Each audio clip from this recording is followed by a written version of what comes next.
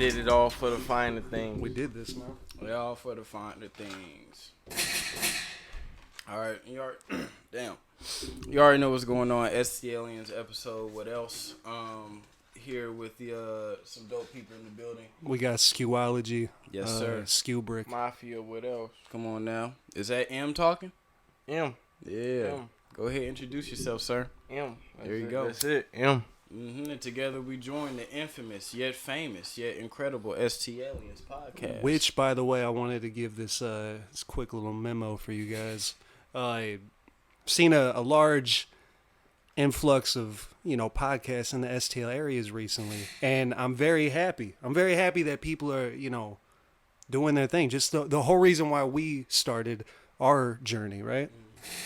Now, I could either say this either means one thing. I'm not going to sit here and say that we were the one that caused the wave, because we definitely didn't. We're not the creators. But that either means we're good at what we're doing on this podcast and we inspired some people maybe. That's true. Or a lot of people think we suck and that they can do better. And they're like, all right, fuck it, let's make our own. But regardless, I'm glad that we're all just hopping on this train. The world can hear everybody's thoughts. I ain't mad. I'm just glad to see y'all niggas is learning. Right. That's big Hope fact. taught you how to move in a room full of vultures. You got So it. shout but out you to ain't everybody pop, doing bro. podcasts. Ooh, big shout out. And in the words of Kanye, if you can do better than me, then you do it. Exactly. So shit, y'all learning from the best right now, but if y'all really got what it takes, bro, step up. Cause y'all niggas ain't got no relationships anyway. Y'all be getting motherfuckers right off the street thinking y'all know a motherfucker like, oh yeah, I worked a couple shifts with him. Let's do this podcast, bro. What y'all hearing right now, what y'all witnessing. You sound worth a couple shifts with him. Hey, What y'all witnessing right now is three motherfuckers that's been knowing each other over a decade. Over It 10 is years. history behind this shit, bro. And Some that's what of you makes guys it so haven't incredible. even been alive for that long. Me. Straight up. Y'all niggas ain't even been friends long enough for y'all benefits to start. Don't come at me. Don't come at me. Damn, they haven't done that 90 day. They haven't done. They have not done no 90 days. You don't nigga. have health insurance? Man. Lacking. Man, come on, man. Here you go. I bet y'all know I'm seeing the family and shit. Hold Yeah, on. don't crossfade, man. Let me get him right. I know he got to ask for it too. I'm about to wash my hands. Oh shit. Here you go. Hit that first. Funyuns. All They're right. not pork. Haram. Put it in there. Oh, okay. I was like, I don't know what was going on here. Get him in there. All right, but yeah, we in this bitch. So We're everyone feeling good. I know you about to wash his hands. How you feeling, Skew? Man, I'm not gonna lie, it's been great. Last week, I was sick. Here's a warning, though: it was not COVID related. I repeat, I got a test. It was negative in the end. It was not COVID, but I was sick. Guess what? I bounced back. They don't want to believe it. They don't. I would hate to side with R. Kelly on this exact moment, but they do not want to believe the truth. It was not COVID. I still quarantine. If anybody wants to know before you harass me. But you know what? I bounced back. I'm back to work, getting money, pursuing my dreams. I hope you guys can say the same thing. Have you guys been pursuing your dreams? Hell Hey, yeah. y'all heard Kendrick Lamar for the sign of Griselda? I heard that. That would be fucking hilarious. That would be crazy. I would see Absol and Griselda. That shit crazy. Right. Which, speaking of Kendrick, A nice segue. yeah, Nice transition. I was about to say, Yeah, speaking of Yeah, Kendrick, bro. So, breaking news: the motherfuckers have been hiding under a rock for a minute. Kendrick Lamar released a statement basically saying his last album with Top Dog, and basically branching off doing his own thing. First and foremost, I love seeing that Top Dog responded to that with all love, saying very like, "Yo, positive, you man. got a home here." And he didn't even just keep it at Kendrick. He said everybody Yeah, at Top everybody. Dog. So I love that because if this was back in the 90s or early 2000s, People would've been getting it killed. would've been some crazy shit.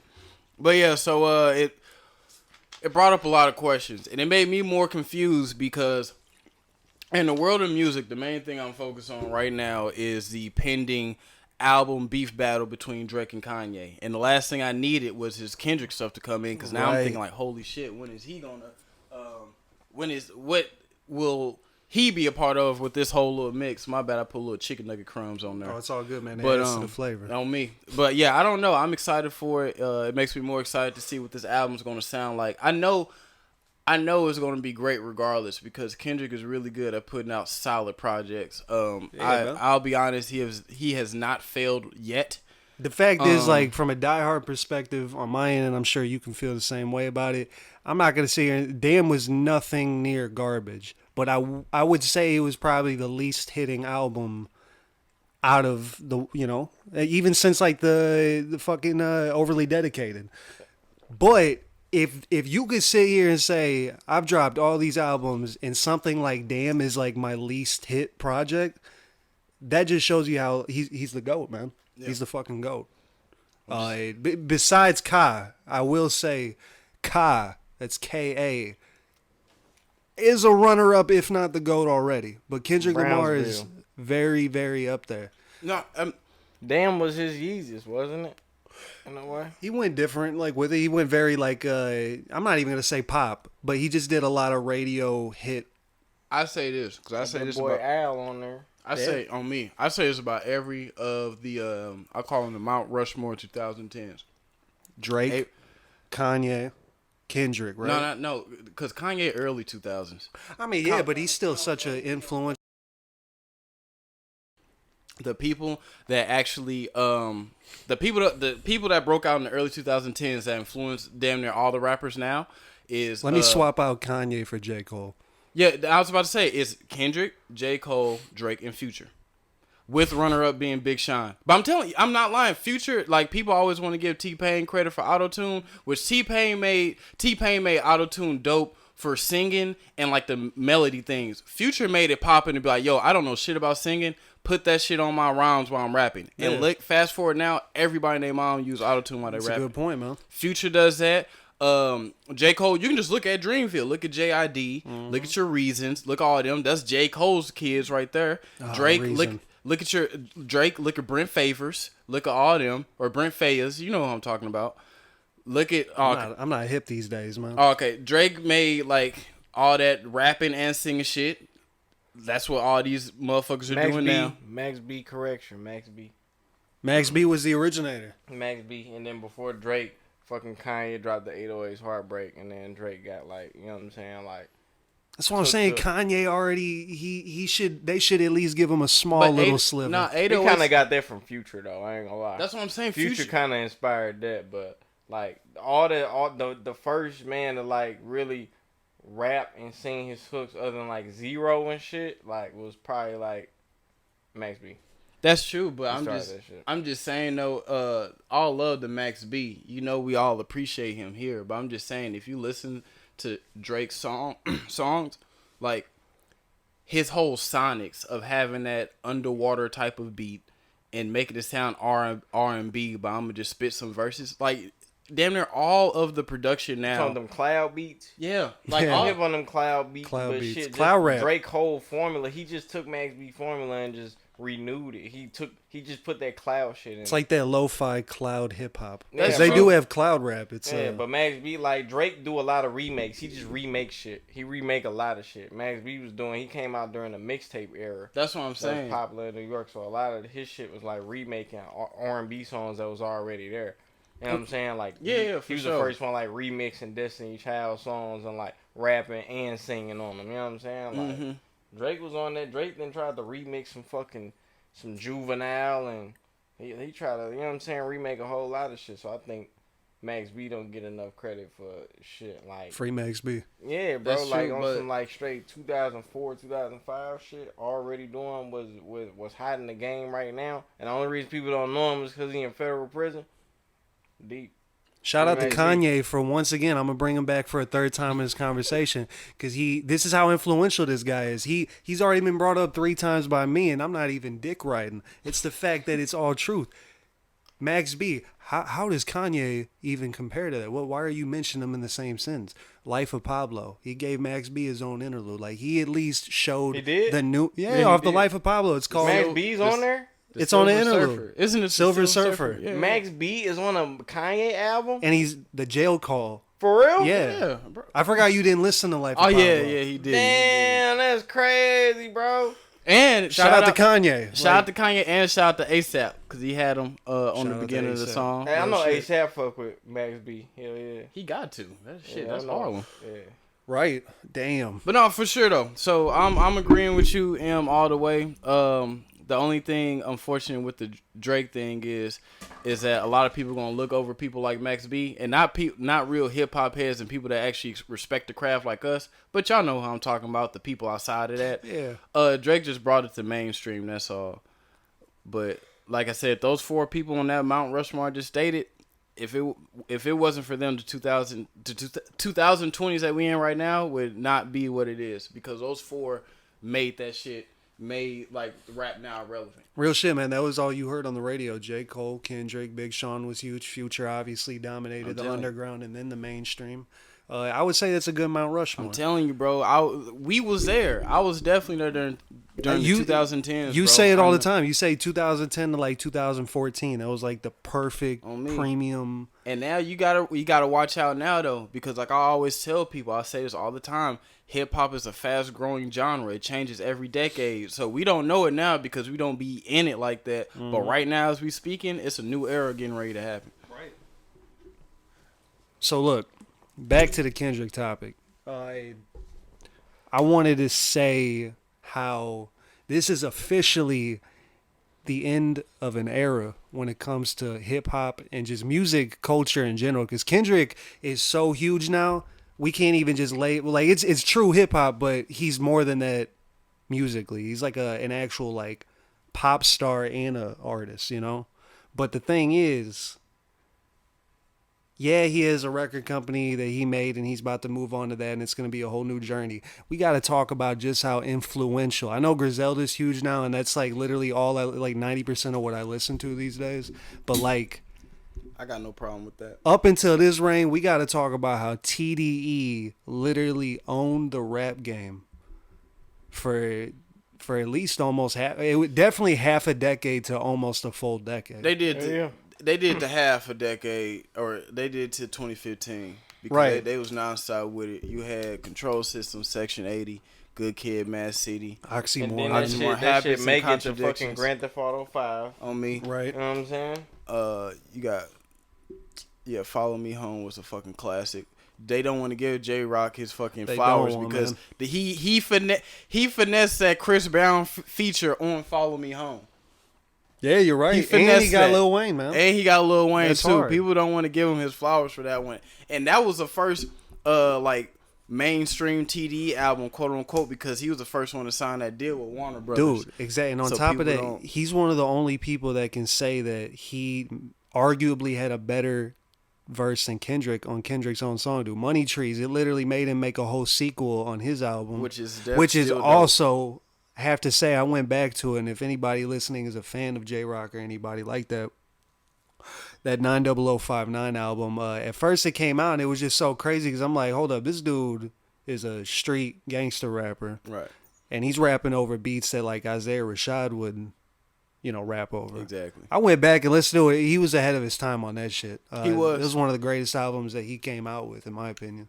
But the one thing I am excited about to talk about the Kendrick thing pretty much because none of this really surprised me because I knew this shit was coming. Pause. But here you go, bro. But I knew it was getting ready to come up that him was getting ready to leave with TDE and whatnot, and I feel like even though it does disappoint me because it is the end of the era, it does excite me because he is doing the same thing of what all my favorite artists are doing, and that is copying the blueprint, no pun intended, what Jay-Z, Kanye West, and all those greats did. Right. Is when you dominate in the rap game, like I said before, it changes every decade. Not one hip-hop artist has been number one or popping since they first came out to now. Yeah. You can't name me anybody. So what you're supposed to do is you ride your wave, take that clout you got, take that fan base you built up, make your own shit, and give the next motherfucker a jump up. Right. Who might be his cousin, I guess. Yeah, Baby King, or it can be whoever. Cause like, right. Look at history. Jay-Z, he ended up getting it big, even though the whole Rockefeller shit did. He signed J. Cole. J. Cole, like I said, on the Mount fucking Rushmore. We talked about this off camera. Motherfucking Dungeon Family. Yeah. Future's birth from that. Right. You know what I'm saying? That blew my mind. I that went over my head because I was such a Dungeon Family fan. On and me, he got it tatted on him on his arm. That shit's crazy. And then you gotta look at that Kanye West. Even though he's still fucking popping out. You just talked about him. He brought Kid Cudi. He brought Travis Scott. He brought back Pusha T. Pusha T would have found his way regardless. Yeah, He would have found his way regardless. He brought Common back, actually. He definitely did, because that was what Who brought Common back? Kanye West helped Common come back, because the album that Common made before B kind of flopped, because he tried to go like pop or something. Yeah, you're right, but I will say this, and I will say this to my deathbed.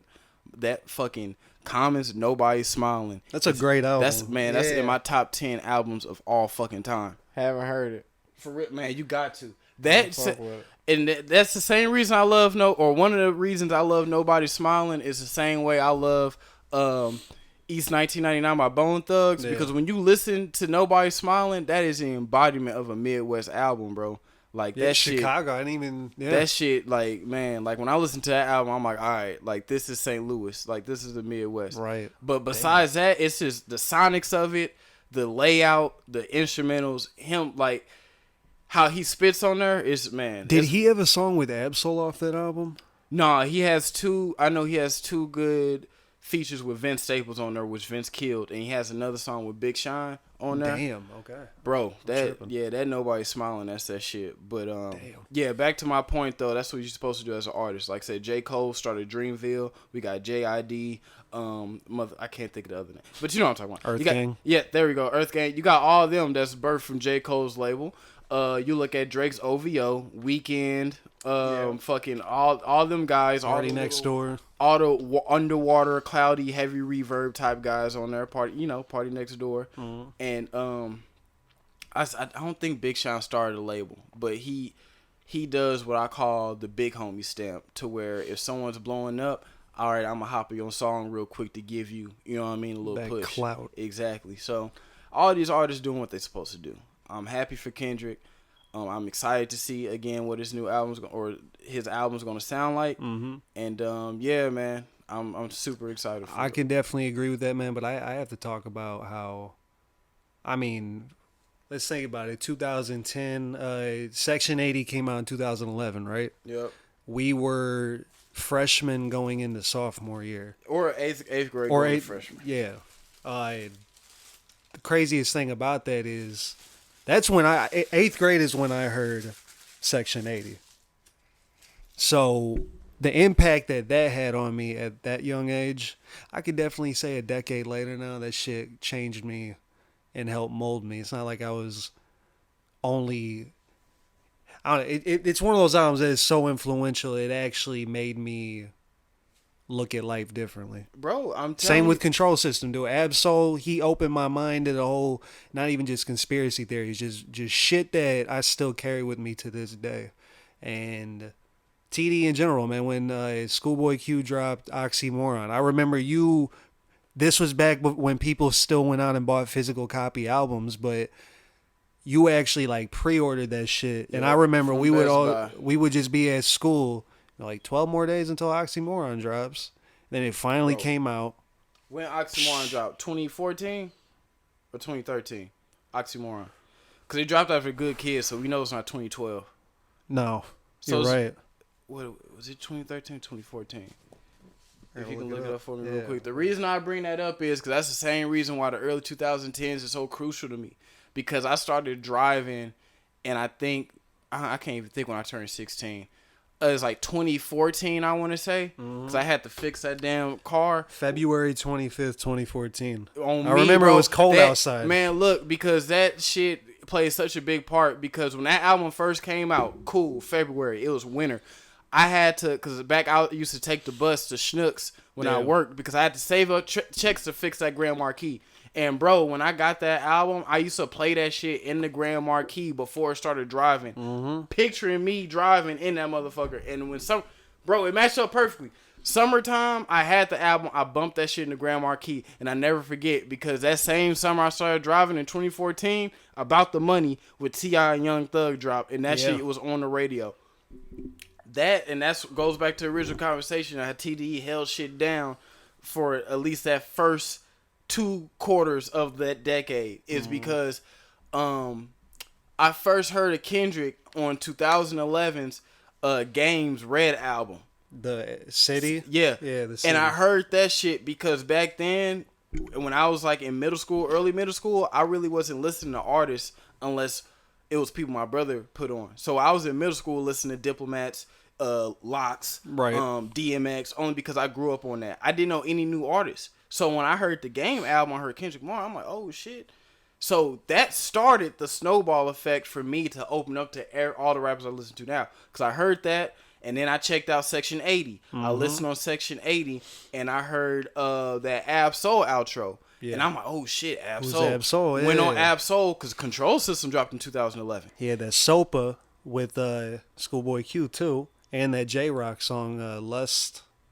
The fuck was it called? Lust something. No, I'm just saying because the Lust Demons. But I first heard Schoolboy Q off that Druggies with Hoes joint. Oh, and yeah. when I heard that, I checked out Schoolboy Q because Setbacks came out in 2011. Mm-hmm. Yep, 2011. And when I heard Setbacks, I heard that 2 Raw with J Rock. Listen to J Rock. Guess what dropped in 2011? Follow Me Home. Right. And I heard that, and that got me all hooked in. And then off Habits and Contradictions, I heard that Hands on the Wheel with A$AP Rocky. That opened up the whole. Yep, that opened up the whole world. And look, shit was hard. and while we on microphone, yo, Milan was the first one to be hip on A$AP Mob, but I didn't see the vision back then because he kept on telling me, he's like, yo, these New York niggas, and I was low key hating because you showed me what was that track, Peso. Yeah. Well, yeah, he showed me that one. I was like, man, this nigga trying to be motherfucking Bun B so bad, Right. Or Yeah. Pimp C and shit. Oh yeah, On me, he and I was hated that You don't know what trio on me, and I was Yeah. like, man, fuck that. But then I heard Hands on the Wheel, and then I was like, okay, this is hard. Yeah, And then that got me in. hard. Yeah. And you was the same way. A$AP was hard, man. On me it was. He made like a nice little piercing introduction to the game, man. Yeah, he was a very important artist in those 2010s. Yeah. Definitely, yeah. And I respect that now. Back then, I hated the fact he tried to do that shit, but now I respect it. Yeah. Nah, for real, though. Yeah, I respect He was bringing that shit though. back. If you look at like what like A$AP Rocky is doing, you know what I'm saying, with in terms of how creative fashion can control like an image. You know what I'm saying? A$AP Rocky is definitely originated with that shit because he kind of like brought that, you know what I'm saying, that chop and screw shit like to New York. True. Like, Yeah. you know what I'm saying? New York was always on that high pitch shit. You know what I'm saying? If you go like, it get like a little deeper and slower when you get like further south. Yep. So like A$AP Rocky was like one of the first to like incorporate that you know what I'm saying, that DJ Screw tradition type shit. Bring that shit to the East Coast for like Harlem, and he from Manhattan, but Harlem and all them, you know what I'm saying, places where, you know, the mob be at and all that little Right, shit. right.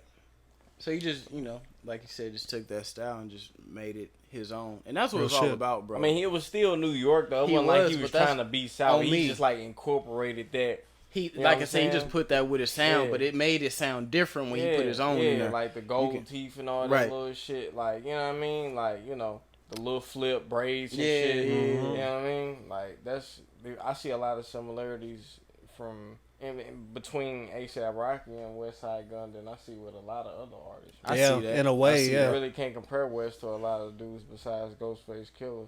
Mm-hmm. But I would say I so. see a lot of similarities between A$AP, man. I mean, I think I could safely say that Kendrick Lamar is probably the most influential out of that whole bunch. I'm not Man, gonna say hey, influential. I'm gonna say like the most successful at least. Okay, I'll say that, but I was about to say the most influential rapper of that early era, I'm sorry, is Future.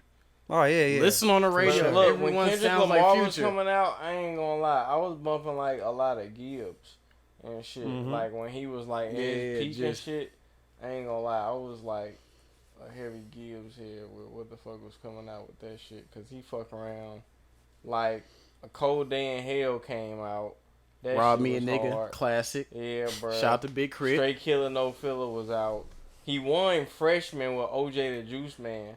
Motherfuckers don't know that. It was OJ Juice Man, Nipsey Hussle. Yep. You know what I'm saying? He won that Big freshman Shine. cover that year, dog. Big Shine. Yep. And then, shit, man, he just, and then fucking he linked with Jeezy and dropped that Babyface Killer.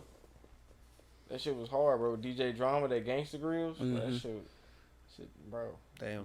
Gibbs hard, bro. I remember listening to Cold Day in Hell because my brother put me on it because I was fucking with Big Crit Heavy. He was like, yeah, bro, he produced for Freddie Gibbs. I'm like, word. That's what I'm saying. He was on the scene with Currency, Big Crit, True, Static Selector. You know what I'm saying? And like Gibbs was rapping his ass off. And I heard Rob Me a Nigga, and I'm like, yeah, this shit hard. But then I didn't become a super fan of Gibbs until ESGN dropped, and I heard that Eastside Moonwalker, and I heard the rest of that tape, and I was like, all right. I'm not even gonna lie. The Cadillac music, you know what I'm saying? I will definitely admit that I was sleeping on Gibbs. I remember even back around the time Pinata dropped, everybody was talking about it, like, and I just didn't listen to it. It wasn't until he dropped that You Only Live Twice. That's like a 10 out of 10 album for me. Yeah. That's like my favorite, even probably over Pinata. I love that album. Because, bro, you like that over Pinata? No, I'm not gonna say that. Pinata's. I mean, I'm saying that is a really good album though. You Only Live Twice. Right. That's when he first got back out of jail. Exactly. You know what I'm saying? But we know anytime artists is facing penitentiary chances, they drop heat. Tupac, Me Against the World. That's a fact, bro. Anytime someone faces that's how it was. It was like a Freddie Gibbs, Me Against the World type shit. He was on. I ain't even gonna lie.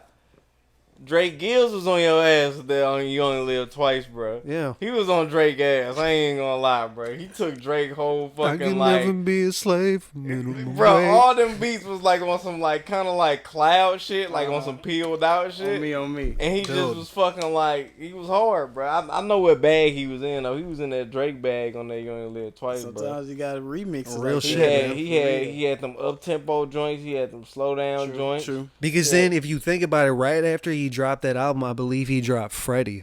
And that was basically like a lot of... I fuck with Freddie, too. He did a lot of singing on that album, and I think that's why. Like, he felt kind of comfortable with that shit. But naming the tracks after women and shit, like, he was in his Drake bag with that You Ain't Live Twice, bro. Yeah. That shit was hard, though. I fuck with that album, bro. And they were all women that actually applied to his life. You know, it wasn't just like random girl names. Like, each of those women is something that... Hell yeah. That's how I remember chapters of my life. I remember... Like, damn. Yeah, you remember the women you... That's how every man is. Yeah, for sure. Well, girl, first thing think about, like, oh, okay, that was back in 2013. I was fucking with... Oh, yeah, okay. Right. Like, it's like a that's time how it measuring is. tool. Like, yeah. That's how that shit is, bro. Anytime someone asks me some shit, I was like, yeah, I was fucking with such and such. Yeah. Must have been 2011. On me, that's how that shit is, bro. Real Fuck shit. that. I want to make an album like that too, but you can't make an album like that here because St. Louis is too small. What kind of album? Where you name it after girls and shit. Oh, yeah, no. Motherfuckers gonna know, like, man, nigga. Like, wait I a know minute. it's Samantha. Right. Tanisha.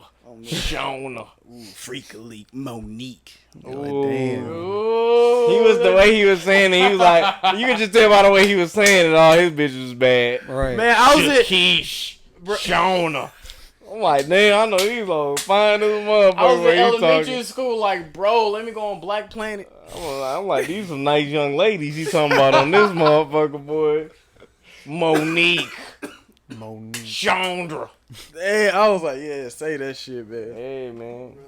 Shout out to PD Pablo, dog. Shout out to Freddie Gibbs. Shout out to Freddie Gibbs. Hey, real quick, so we about to hit the 30-minute mark. I got a topic for y'all, man. What's up? Unless y'all still want to get into some music shit, y'all want to get off. I just want to get off one more thing. I want to say go ahead. Kendrick. The whole reason why I think we even brought this up was got to give him his flowers. His flowers have already been given to him since like even Good Kid, Mad City, but he deserves even more flowers because no matter what this last album is going to be like, he still solidified his mark on the game. And since this is like a parting gift to his persona in the TDE world, that played a big part in our childhood. Middle school, high school, it shaped us into the young men that we are today. So many memories and just hearing Kendrick songs during those memories. Insane, man. TDE killed the game. It was largely because of Kendrick, Absol, the original Black Hippie Squad. So with a parting message on that, I say shout out to Kendrick, shout out to TDE. So was y'all mostly fucking with TDE and shit like in high school? Bro, I was it fucking started. with TDE since middle Yeah, school. it started in 8th grade for me. Like, type shit. That started me. That So introduced right. me. Okay, so it to the started new in wave. That was right when I left. right. So when I left, I was heavy into trap music. Definitely in 8th grade. Like, a lot of good trap music was coming out in 8th grade. Like, that was like live mixtapes, all that shit. Hey, like, Dad Piff. Back then, the trap Joker. music sounded like a machine. If you get what I mean, like it's just Mhm. sounding like heavy artillery. Back if you listen to trap music, like for example, I'm gonna go to the basics. Hard in the Paint, right? Yeah. That shit sound like you in a dangerous auto shop. Right, just It just sounds like a lot heavy of ringing machinery. and But that shit, you know what I'm saying? You hear that adrenaline within it. It's fast life, fast living. The music gonna be fast. So. Facts. You know what I mean? But shit, like, I was heavy into, like, trap music, Wiz Khalifa, You was heavy on Wiz Khalifa, bro. Currency and shit, yeah. I was, I'm glad I was fucking with that shit back then, too, because that shit, a lot of the shit that Currency was doing back in the day is, like, really shaping what the good scene of the rap game is like. You had to be there too. Huh? You had to be there to experience that early Currency. yeah. Bruh, he was so You had- fucking consistent. It was only like when Currency was putting out mixtapes, it was almost like the only motherfucker that could keep up with him was Gucci Mane. Because Facts, Gucci bro. Mane always had a mixtape coming out. But it was like Bro. Currency and Gucci Mane mixtape just back to back, bro. Just, Bro, I'm not lying to you. oh Currency my goodness, Currency bro. would drop a tape, and then Bro. I'll be on the game talking to Milan. He's like, "Yeah, you know, Currency dropped that pilot talking." I'm like, "Bro, didn't he just drop 1.5?" Right, like, what the so he Like, was I was quick, like, he bro, was like- consistent. Like, I'm not saying that he's not anymore because he still puts out like a lot of project and you know He what does. I'm He saying. does. Like, He just still put one drop- out. Yeah, he's still doing his thing, but I'm talking about like the work ethic of Currency back when we was only fucking just becoming teenagers and shit. Crazy. Oh my goodness, Crazy. bro! Currency Crazy. was dropping mixtape after mixtape, and they was just so fucking hard, dog. back to Like, back, like it was nothing, bro. bro, I his remember that. mixtapes was sounding like albums back in the day, bro. And they was like, they wasn't even no bitch ass mixtapes. They They was was. like at least 14 songs. Like, The first and time I then- heard him was "This Ain't No Mixtape." That was the first time. yeah, that I was his actually- first album, Right, bro. That like- was his first album, like independent on some shit.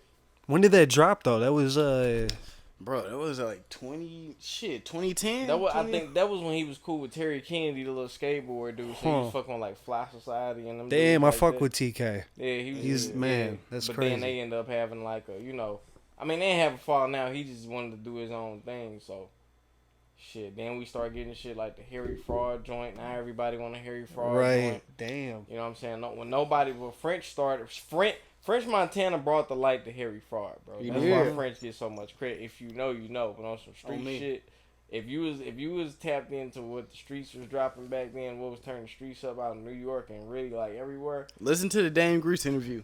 bro. Oh, he talks about He this. talks about that on Drink Oh Champs. my goodness, bro. Damn. Bro, it was so fucking epic, bro. Like everything surrounding just Akon, French Montana, just that whole scene at the time was just like the Convict. streets was just lit, bro. The streets It was just, crazy.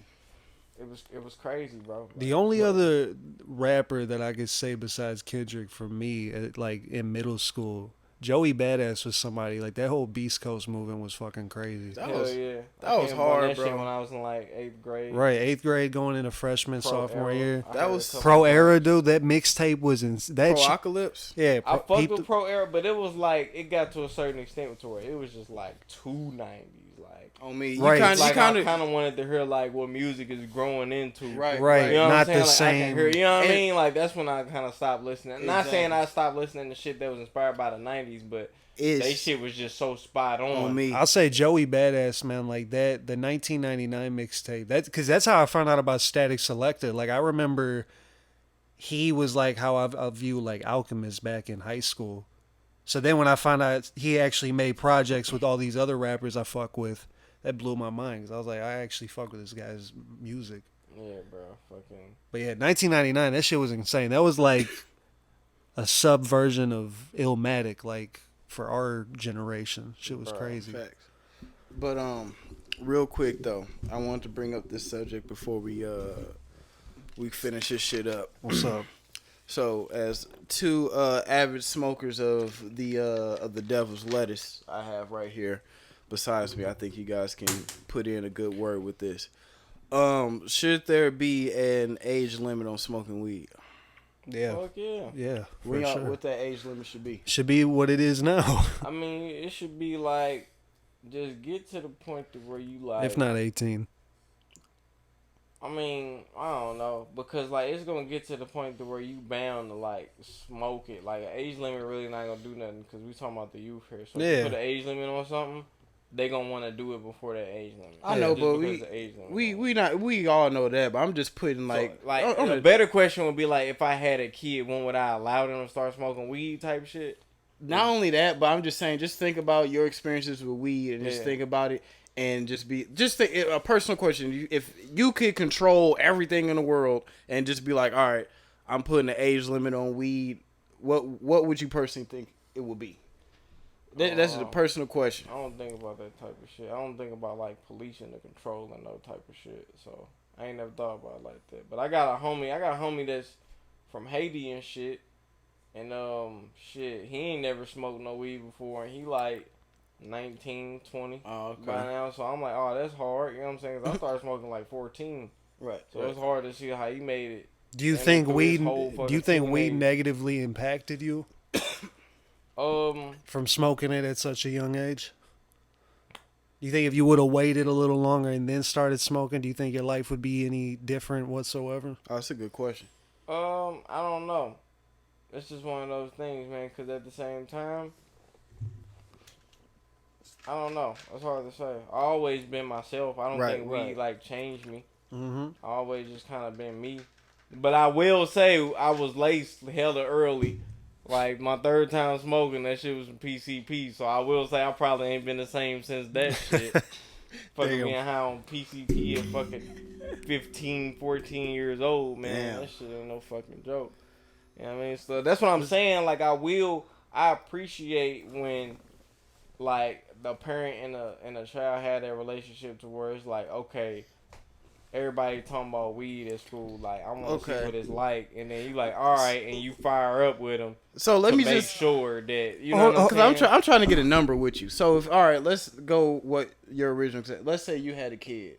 Y'all, weed just got brought up, bro. It just depends. Like I can't put no age limit on because it all just depends. I'm just saying. I'm not saying you're gonna be there like, no, you should not do that. But just you spitting game to your son, daughter, whatever, and you just hit them with, all right, I'm gonna give you the game on this, but I recommend that you start at this age. I mean, I'm gonna probably be a parent that smoke weed, so it's just gonna be one of those things to where I'm gonna be asked about it, like what's up that's with what I'm it. saying. And it's just like I'm not gonna be like, yeah, weed make your bones grow. Like, nah, I'm gonna be like, yo, like, let me know when you feel the need to smoke it, but you really don't need it. You cooler without it. I'm gonna tell my son or whatever, you cool without it. Like, you know what I'm saying? Until it get to the point to where he like, it take too long for him to like mature. Right. I'm like, all right, here, you need to smoke you a blunt. Like that's, you know what I'm saying? Because I will say like weed kind of like, it kind of did something with my maturing level as far as like mentally. You know what I'm saying? Like, you don't think it stunted your growth? You don't think it stunted your growth? I mean, it probably did, but I'm saying like as far as how I see things. Like I always been kind of like mature with the way I see things, but weed kind of helped that. Hold on, let me ask you guys this real quick. Oh yeah, okay. So, Milan, you got a little brother. Yeah. Charles, you got younger nephews, nieces. Yeah, all of them. So let's say we're all at an age in the future where, because this is something that applies to like something in my life even. Yeah, because you got cousins too. Right, lots of other people too. So if there's an age where your nephews and your little brother were, let's say, 15, 16, say anything. At the prime age, prime teenage age. Freshman year. And you find out they're smoking. Do you react negatively? No. Cause it just depends. Like, and would you even go as far as you gotta go deeper into it. How old is he? Here's the maturity levels already. Yeah, who was he doing it with? Was he doing it with a member of the family that I know shouldn't have been fucking smoking with my child or something? You know what I'm saying? I don't know. I guess just on some like they just do it themselves. Here's the thing. Where did they get it from though? I would have to know like the whole. It just depends. Like I would be upset if the situation is fucked up. Like you got it from somebody you don't even know for real, and it's like what the fuck you smoking? But like, smoking itself isn't something that's going to be. But I'm saying if you're gonna do something, do it right. That's the first thing I'm gonna teach. Right. So then like, that tells if you're gonna smoke right weed, there. don't be out here just smoking any kind of weed. Like, this is what you need to look for. You need to make sure you ain't got nothing in your shit. You know what I'm saying? Right. Don't continue to keep smoking this shit and go depending on it because your drug tolerance gonna get too high. You know what I'm saying? And all this little shit. And I'm just, you know what I'm saying? Tell them the good and the bad about weed. I ain't gonna sell weed to them. Right. Like, yeah, smoke weed. Like, you know what I'm saying? Like, I'm gonna, you know, My keep it a buck like shit. Sometimes I can't keep track of what the fuck You thought forget I remembered things. or some shit. You know what I'm saying? Like, this shit come with glitches, but shit, you know. My thing is this, and it's with drugs and even on another note, sex, right? Like, even though I haven't started smoking weed until I was like damn near like 19, 18, but I started drinking when I was 14, and like, you know, I lost my virginity hella early. Now, the reason I say these things is because when I talk to my nephews and nieces, when they get ready to do stuff like that, is when it comes to drugs and other things that transition you from that innocence, that weird teenage like age range into adulthood, it's some things you need to know. So like, for example, if my nephews and nieces came up to me and it was like, yo, like, Unc, I'm thinking about smoking, I'm going to tell them like, look, here's what really is going on with that, because one thing that made me mad when I was a kid is like I had family that did this. Right. I don't want y'all to be like, nah, don't drink, don't smoke. Tell me what's really up with it. You know what I'm saying? Like, again, going to Milan's point, I'm going to tell you, like, look, make sure that shit is right. Be careful who you get it from. Make sure you doing that around the right people. That's the shit that should be talked about. But my thing is this. With drugs comes a certain maturity level. Now, Milan is the only person that doesn't fit into this percentage. But besides him, most people I know that started smoking weed hella early, like 13, 14, 15, that fucked them up on a level to where they're our age now, and they're pretty much, you know, lack of a better term, bums, you know, because they became dependent on that. Because the same way with drinking and any type of drug, you gotta have a certain mental, or you gotta have certain knowledge about it to make sure that shit don't take you under. I mean, like, shit, it ain't about dependence, but because everybody depending on something, you know what I'm saying? Like, some people depending on drinking, like, some people depending on candy, like, you know what I'm saying? Just, everybody depending on something. It's just like, is it for you? I know a lot of people that's doing this shit and it's not for them. You know what I'm saying? Like, that's true. You know what I'm saying? I'm like, just speaking from the point of don't let that shit, I'm not going to say ruin, because it's not like they out here doing heroin or meth. Right. But don't let that shit stunt your growth into like your actual life, because I know a lot of people that started drinking hella early, smoking. We lucky, but I know people that started drinking hella early, smoking hella early, and that stunted their future growth. Dude, people back in Hake were doing cocaine. I'm not gonna say any names, but I'm just saying, bro. Like, at the end of the day, like, if I had kids or my nephews and nieces, I'ma tell them what's really going on with this shit. Right.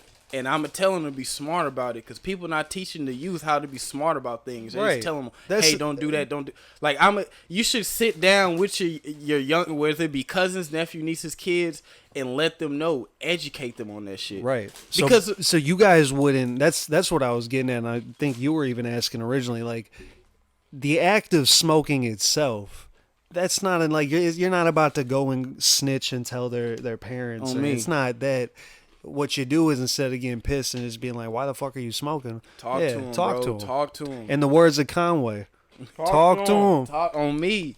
Because you don't know what these kids are going through. Bro, the majority of reasons why kids be doing shit is because of a part of it is peer pressure, and a bigger part of it is curiosity. They don't know shit about it. Yeah. Nigga, if people would have educated me on shit back then, like just like one-on-one type deal, I wouldn't have tried most of the shit that I did. Yeah, man. Like, alcohol was a big thing for our on me, group. And just not even that, but just that goes outside of drugs. That's just doing just dumb shit in general. Being a kid, you did dumb shit because you like, why not? Right.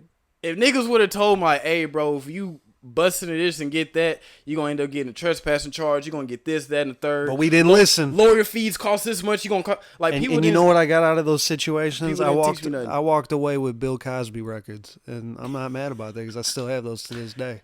They should be even more rare now that he's a fucking convicted felon. Convicted felon. But no, at the end of the day, man, educate your damn kids in the youth, bro. And the youth. Don't let them get taken advantage of. Because most of the time, bro, they just curious.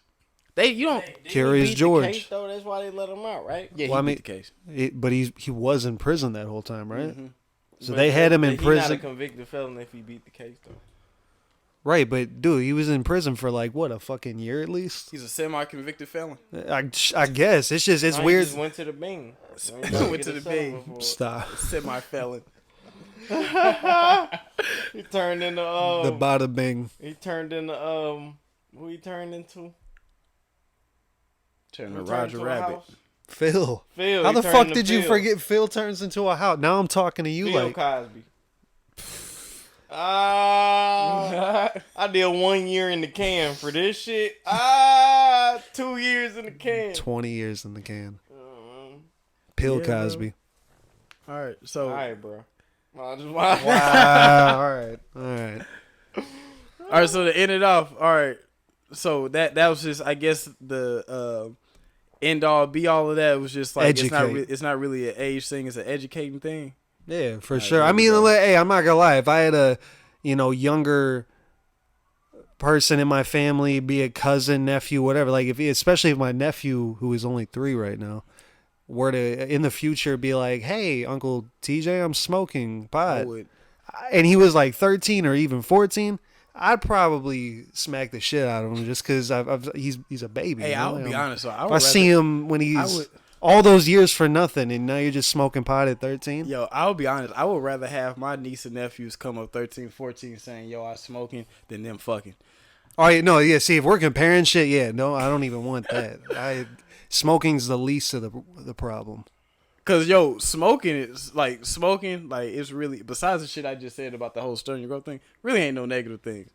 If you out here fucking some shit, it's a lot of negative shit. Yeah, there's a lot of, and you need to know the repercussions. I would rather have my kid wait, and that's like from dudes and like boys and girls. Y'all wait until y'all like 27, bro. Real shit. Get y'all money, especially dudes too, bro. God damn. Gang time. Mafia, what else? Demon time. My demon time ain't nothing nice, bro. Damn. Mafia, what else? 8 to 10, 30. 227 is concrete. Sig Sawyer boys. Blocks. What else? So yeah, the whole Oh God. the whole thing. Long story short, if you're just now tuning into the podcast and you just skip to the very end for some reason, just 30 seconds left. just understand that Kendrick needs his flowers. Be on the lookout for the album. Educate your younger ones about things that you either find out or they confide in you and tell you about. Just educate. Don't do any negative reactions. Try to educate them before they even get caught up. Exactly. Facts. Exactly. M is preaching to the choir. So with that being said, bro, we out. Choir preaching with me, man. Man. You know what I'm saying? STLiens. I didn't know it could go on that long. Whoa. Come on, bro.